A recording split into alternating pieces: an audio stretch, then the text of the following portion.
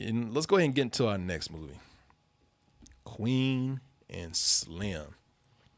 Queen and Slim is, this movie is making a lot of people mad. Is it? Yeah, it's making a lot of white people mad. Because this is going against what, and when I say that, I'm talking about a lot of conservatives out there.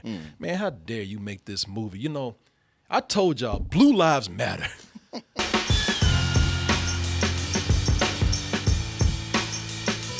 Get on the ground now. Are you serious? Get on the ground! Why is he under arrest? Get back in the car! I am an attorney. Chill, I'm just reaching chill. for my cell phone. Anything I can do to help?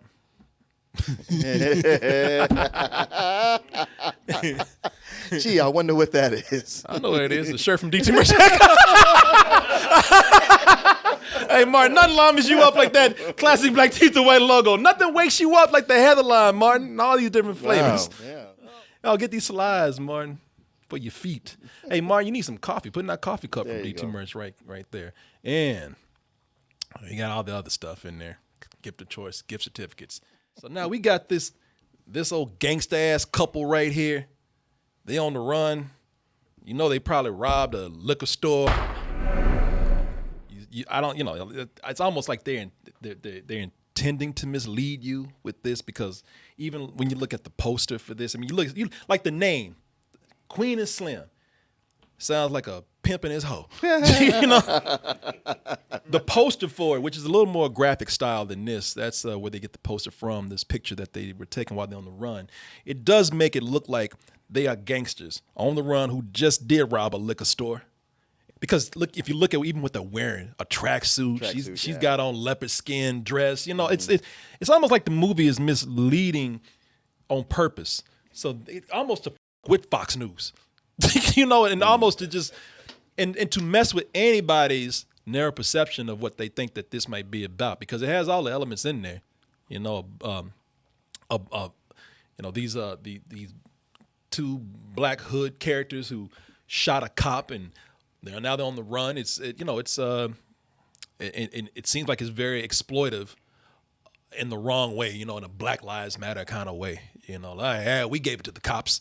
Yeah, take that, bitch. You know, it's, if you really go and see the movie, now I didn't even really think that when I saw it. I didn't think this was some blaxploitation flick, anything like that. When I saw this,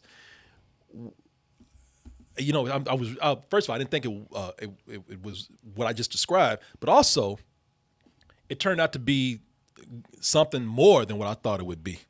You know, when I saw this, it was, they're the total opposite of the way they're presented in the marketing. When you actually see them, these two characters that are on the run, they are the total opposite of gangsters. My man here, he's just Slim. Slim is corny as hell, ain't got no game, smacks when he eats, prays before he eats. Meanwhile, Queen is, and you heard her say in the trailer, Queen's an attorney. And Queen is on top of things, man. And Queen knows her rights, and Queen knows what's up, almost to the point that, you know, she knew immediately when they got pulled over that this was not going to be good. You know, it's not, these are two innocent people, man, who are just regular, sweet-natured people who were having a bad day. They just got worse. Really, when you think about it, it's the worst Tinder date ever. Yeah.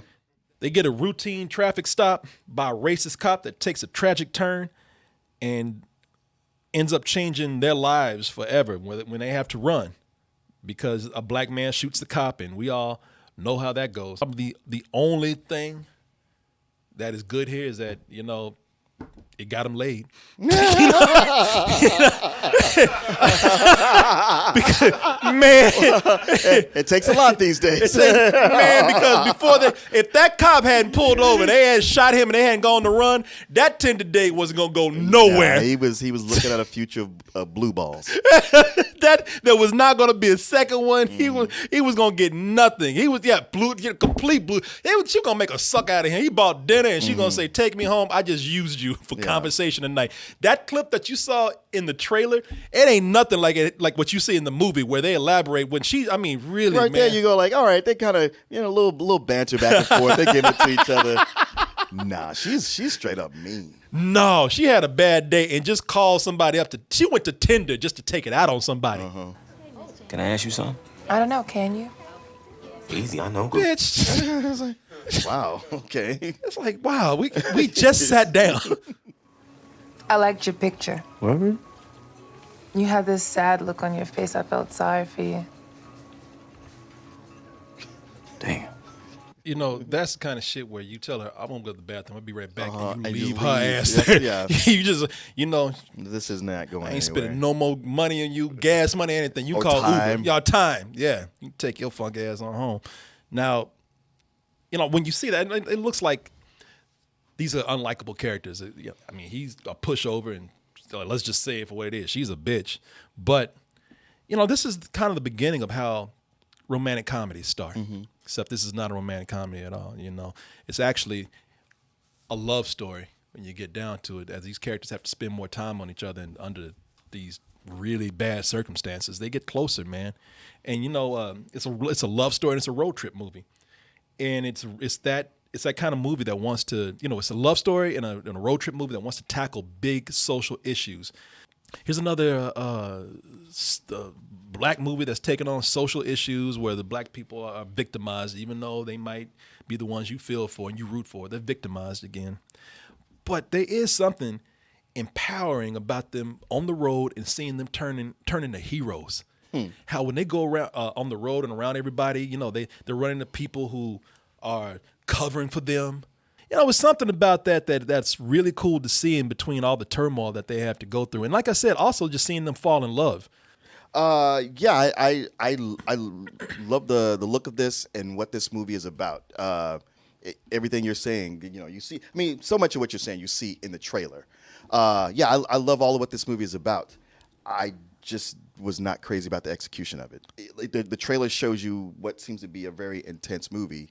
And like you said, a lot of times it's a love story, almost a romantic comedy, but it opens, you know, shortly after that date, it opens with that scene with them with the cop. Yeah. So they have a big thing pushing them to be on the run. Yeah. But then a lot of times the momentum just goes out the window, then comes back, then goes away for a long time. Like it kept undercutting its momentum, I thought. But then you get some good moments when they get to New Orleans and they spend time with Bokeem Woodbine, who is not Dave Chappelle, although that will be hard to tell at this point. Yeah, even I was just like, is that Dave Chappelle? I mean, they are really they're the same person. They are really starting to morph into each other. Because Bokeem Woodbine he's hilarious in this movie. He is, he man. He steals the movie. He really is. You know what? He's so underrated, man. And in everything he's able to adapt to so many things, and he feels very natural. He plays pretty much a pimp in this movie. Yeah. But he does broke down pimp. That's a funny thing, but he plays down a broke down pimp that all his hoes are just they beat him. Yeah. they hang around him because they feel sorry for him. Because they feel sorry for him. And I love that performance with him. It was something where the girl in the movie, what's her name? The girl that plays Queen. Oh, I don't. Jodie Turner-Smith.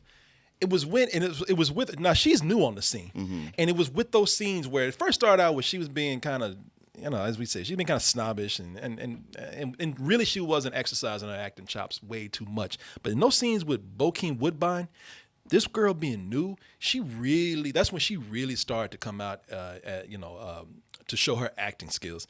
And like I said, Bokeem Woodbine with his broke down ass, that guy needs more work. I honestly felt like once they got there, I was like, can the movie the rest of it just be them living here with him? There's a moment where you think like some feminist shit's about to kick in. You can't treat women like that, and they beat his they get up and get in his face. And everybody, this is how, you know, and they make a good point in the movie. He just acts like he does and lashes out like he does because the military messed him up and sent him back, and he feels like he has nothing. And it's a great performance because it's a character who plays it for laughs, but you do see the pain underneath the comedy.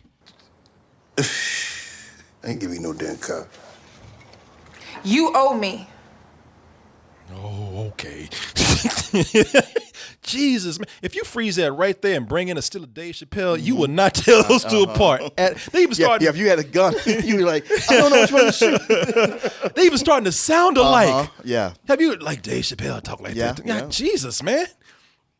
When they get on the run, you start to see how just what their true dynamic is, and it works well together. I think you start to see him where Slim can't think on his feet. Slim if it weren't for her, Slim be dead already. I mean, and she's the one that actually for one thing, she has the advantage of being an attorney. She is smart. She knows the law. She knows what will work and what won't. And I think putting a newcomer like this in a position of the one who has to take the most power in the relationship. It's a hard thing to do, and she actually does it very well, I think, and she does it without having to play stereotypical black woman. Slim, you better get your ass in this car. She's very soft-spoken. I am happy that she didn't do that. She didn't play stereotypical. I still feel writing-wise, for an attorney, she's not very smart. She makes a lot of the dumb moves that they do. And even as an actress, her being new, I mean, I commend her as a newcomer, but I could also tell, like, there are a lot of scenes where I'm going, I can't tell if his dialogue is cheesy or she's just not good at delivering it. And there's a lot more. There's some other things where I was like, okay, if she was a more experienced actress, even with this dialogue being what it is, she could do it. You can see it two different ways in a movie, where you see it as some of the things, and they stop and they do make some dumb decisions. But it's also kind of saying that, hey, look, there's no telling if we will make it out this alive. Mm-hmm. We might not. And there are moments where we just can't. We're falling in love with each other, or at least we're starting to like each other. We're starting to value each other's time. We're starting to value each other's time even more because we know that time might be cut short. So the movie makes a point of saying, even though we're on the run and this might hurt us, we just got to stop and enjoy life for what we have at this moment here. Although there are some moments where they do make some dumbass decisions too. It's just like, all right, even if y'all want to enjoy life, come on. Yeah. You could enjoy life when you get to Cuba. Right. Or they take turns going, we gotta go. Yeah. Yeah. They want to say, we gotta go. All right, we're going. Hey, let's stop and do this. Yeah. Oh, look, flowers. And it's back and forth. Yeah. The cinematography is really good in the movie. The cinematography, it is. First of all, they play a lot with lighting. And one of the, and when lighting, it's always to set a different mood. There are moments where it's very tense, and they know what they're doing by using some surreal or intense colors like reds and whatnot. And then there are some moments where it's supposed to be relaxing or it's supposed to be surreal in a way, and you'll have everything washed up in blues and whatnot. It's part where they go into a club where it kind of captures both those kind of feelings right there. They're in the middle of running, they got to get out of there, but they play with different lightings to capture both being settled and fun and also being urgent. And then there are moments where they pull back on the style and they just show the South for what it is. They just pull back, and that's what I like about it. They know when to be stylish, but they never do it through the whole film. Mm-hmm. And I think that, again, I think that was done intentionally because the director here is a woman, as you said. Mm-hmm.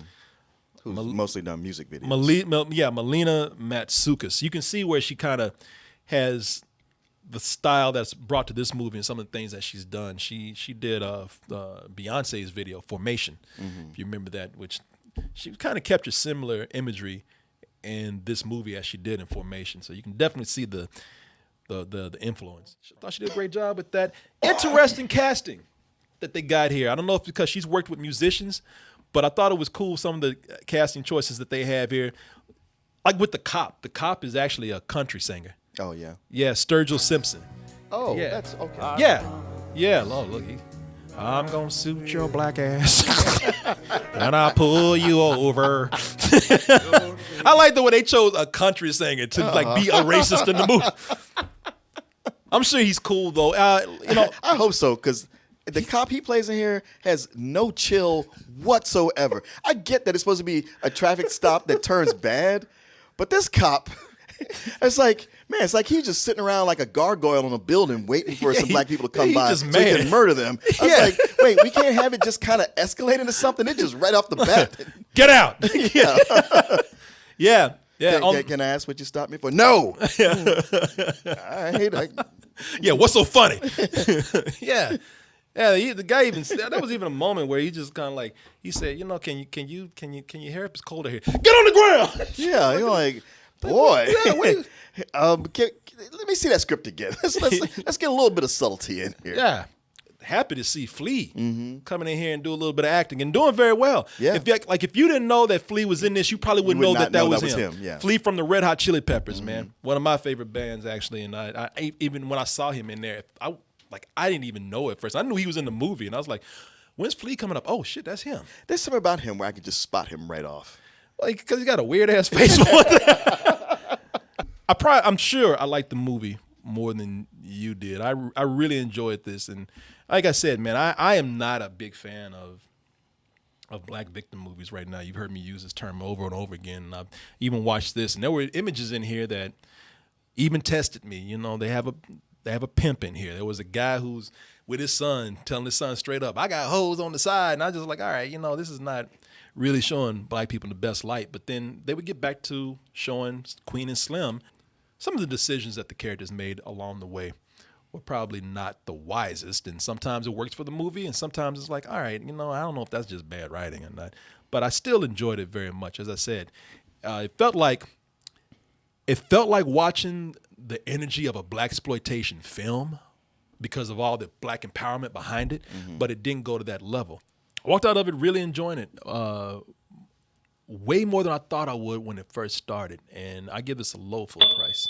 I was more the opposite, where I expected to enjoy this a lot more than I did. Like I said, when I watch the trailer, I see all this stuff that's so good. Yeah. And a lot of it is just the trailer is cut in a way that compresses everything that gets my heart racing, and I'm like, oh, I want to see this. And it's got an ending that I've seen in other movies. One in particular that's very, it's old, but it's a classic. But I guess I throughout there's so many good things in it, and the things I don't like, I could really chalk up to inexperience, either with the actors, the writing, and with the director, especially when it comes to editing. Because the movie's 2 hours long, and it's not a 2 hour long story. At least, I mean, it could be, but not from what's here. And I just thought there's so many places where it's like, man, she doesn't want to kill her darlings. There's some things that should have stayed on the cutting room floor. Yeah. It's like, I know you filmed it, you want it in there, but an experienced director knows, like, sorry, this is timing wise, it throws everything off. It's got to go, or it's distracting from the story. It's not contributing to it. It's more of a low matinee for me. Yeah, I want to get that poster, man. Oh, Get that poster. Yeah, I want to get that poster. In here. Shit, they took that photo and they use it all over the movie. Yeah, well, it's the marketing for the film. You know, I want to have that poster so, you know, when the older white people come here and be like, what rappers are these? These are what the kids are listening to today.